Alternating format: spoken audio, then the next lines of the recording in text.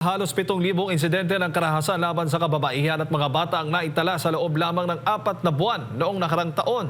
Kaya tinakbo ng DSWD na mas paigtingin ang pagpapatupad ng anti-vowsy law at suporta sa mga biktima. Narito ang balita ni Angel Pastor. Iniulat ng Protective Services Bureau o PSB ng DSWD na patuloy ang pagtaas ng kaso ng violence against women and their children o VAUSI sa bansa nitong nakalipas na taon. Batay sa datos ng Philippine Statistics Authority, 1 sa 4 na babae sa Pilipinas ang nakararanas ng pang-aabuso mula sa kanilang partner o asawa. Ayon naman kay PSB Social Welfare Officer 3, Carol Nuida, batay sa tala ng PNP, umabot sa 6,883 ang naitalang kaso ng karahasan laban sa kababaihan at bata sa loob lamang ng 4 na buwan noong 2025. Ito po yung datos na nakuha ko sa PNP. In the span of last year po yung period nito between August to November, 4 months lang ito. Ang datos na nakalap nila ng karahasan sa kababaihan ay umabot sa 6,883. So 4 na buwan lamang po iyan.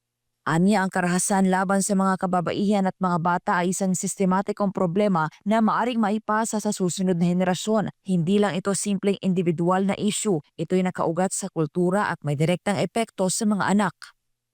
Hindi lang po siya collection of individual cases, no? It's a systemic issue because it's so ingrained in our culture, no? Meron tayong tinatawag na culture of violence kung saan yung mga anak natin gumagamit tayo ng corporal punishment, no? At the tender age, tinuturuan natin yung mga anak natin.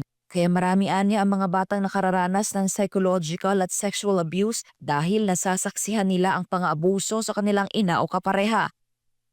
Kasi marami po tayong datos na nagpapatunay na hindi lang yung babae yung nagiging biktima ng isang abusive relationship. Pati po yung kanyang anak ay nagiging biktima, lalo na po yung exposure niya sa sinasaktan ng babae.